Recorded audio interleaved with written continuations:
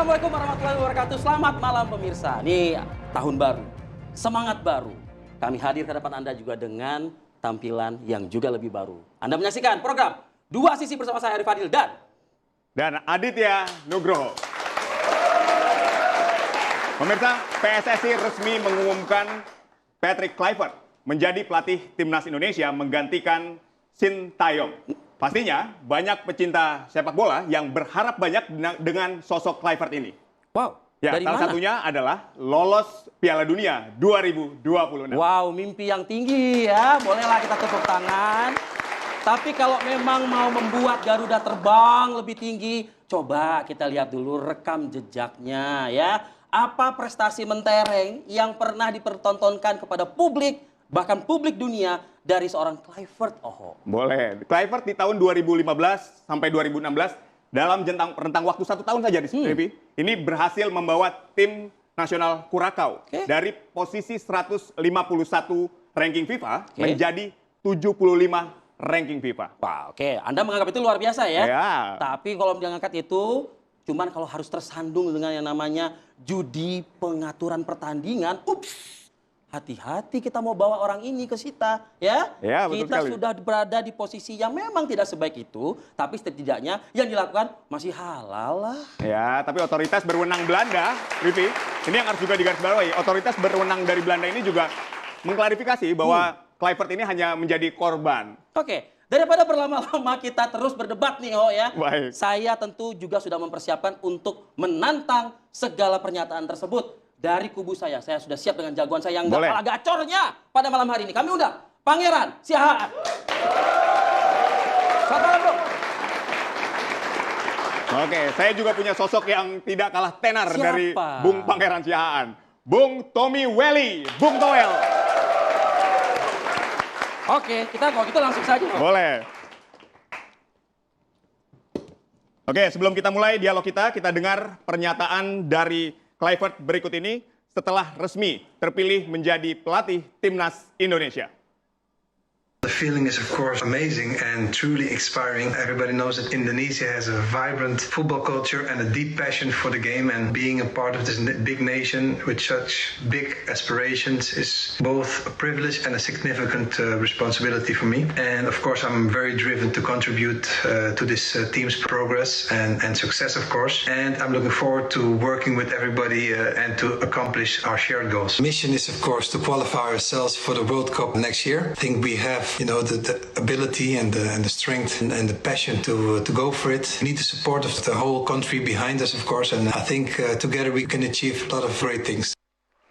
Baik, setelah kita mendengar pernyataan yang disampaikan oleh Kluivert, ini kan terlihat Kluivert begitu optimistis dapat membawa Timnas Indonesia pada prestasi yang lebih baik. Saya ingin ke Bung Pangeran. Anda yakin dengan apa yang dinyatakan atau disampaikan oleh Kluivert dapat membawa Timnas Indonesia melangkah lebih jauh, ya minimal di kualifikasi Piala Dunia lah di 4 pertandingan ke depan?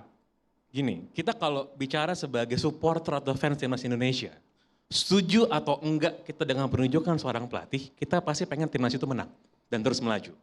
Tapi yang namanya fans, yang namanya supporter, dan saya bicara di sini sebagai fans, kita tentu saja punya pemikiran-pemikiran kritis. Fans bola itu adalah fans paling kritis ya, bisa baca di mana, bisa bandingin.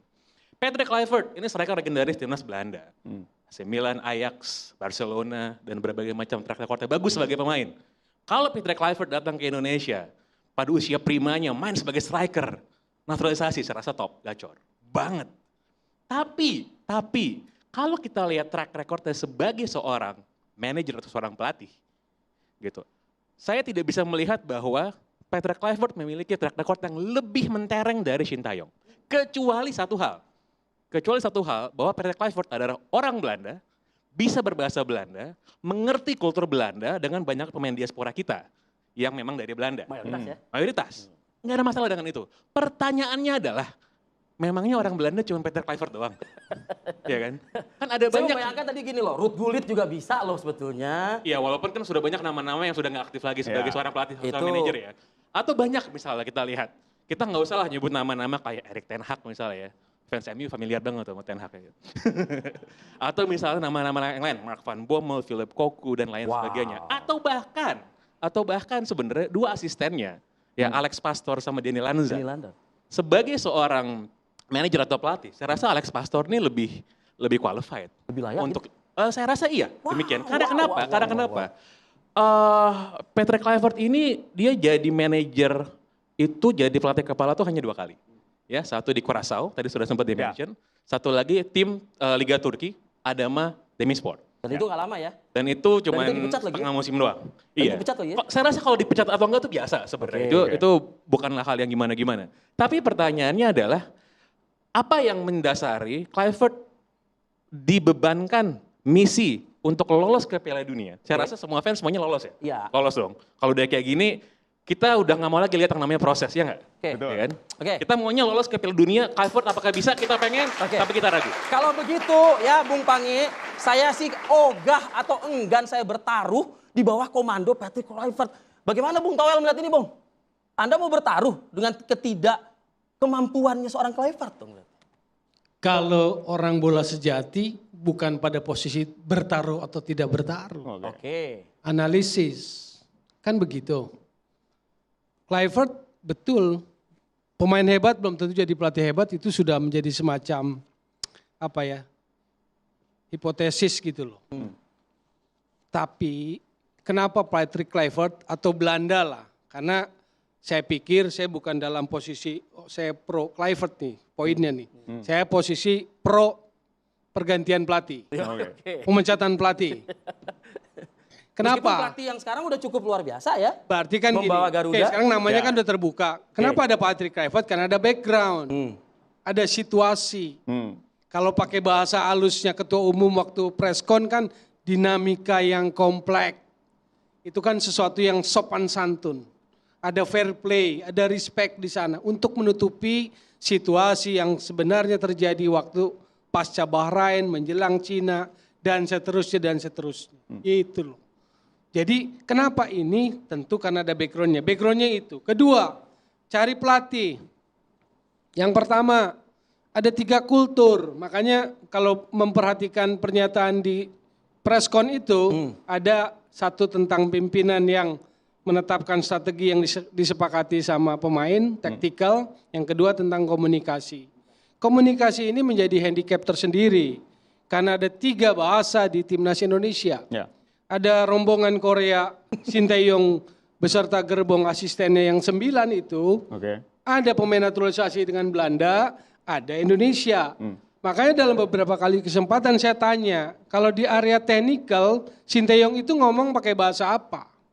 Kalau pelatih ingin mengoreksi situasi secara spontan, apa dia harus nunggu panggil dulu, JJ sini dulu, ngomong ini? Kan enggak harusnya. Itulah handicap. Waktu lawan Bahrain, itu kan ada situasi itu, yang kemudian match analisisnya kartu merah. Namanya siapa tuh? Coach Kim atau siapa lah. Jadi waktu lawan Jepang, itu kan nggak bisa dampingin. Jadi di situ juga problem bahasa Inggris di situ. Jadi punya 2 penerjemahnya itu di Indonesia itu. Oke. Bahasa Indonesia JJ sama Pace Yo Jaihon, Oke. bahasa Inggris ada yang match analisisnya. Oke. Nah, dari segi kultur ada 3 kultur, Korea, Belanda, Indonesia. Jadi saya ngelihat, membaca, bukan tahu, tapi saya membaca keputusan ini disadari oleh PSSI untuk mengikis handicap perbedaan-perbedaan itu. Maka akhirnya klaster pelatih yang dipilihnya kudu Belanda. Baik. Anda melihat hanya sekedar komunikasi saja itu jadi hambatan. Bung Pange, kasih tahu Bung Toel lupa mungkin. Kita naik dari peringkat berapa menjadi 50 poin gitu loh. Itu masalah komunikasi lewat lah itu Bung Pange sih. Enggak, kalau saya menolak diprovokasi sama presenter, kalau saya nggak mau. Kalau saya menurut saya gini. Kalau kita ngomongin soal pergantian pelatih kepala di Jadi Sintayong, saya baru bicara background kenapa klasternya betul, harus betul. Belanda Ya, ya. nanti kita lanjutkan. Baru Ayo, klasternya silakan. Belanda. yang mana Bang Toel ini kan sangat gencar sekali ya untuk saya nggak mau mempermasalahkan itu karena udah lewat, urusan udah lewat. Oke. Nah, kalau kita bilang apakah keputusan ini didukung oleh para fans atau supporter, mungkin sebagian enggak. Tapi lagi-lagi itu udah lewat, nggak usah kita ributkan Ya soal fakta itu ya. netizen seperti apa? Anda Iya, sampaikan. ribut. Nah, gini, kalau kita lihat apakah ini keputusan yang beresiko mungkin bisa backfire kepada PSSI, misal bisa. Tapi saya rasa ketum PSSI kita ini kan memang punya kalkulasi sendiri lah, hitung-hitungan yang mungkin nanti bisa terbukti benar atau tidak. Saya rasa kita fans nonton aja, kita lihat. Tapi lagi-lagi, pertanyaan banyak orang sekarang sudah bukan lagi soal masalah Shin Tae-yong dipecat atau diganti, bukan soal itu. Kenapa?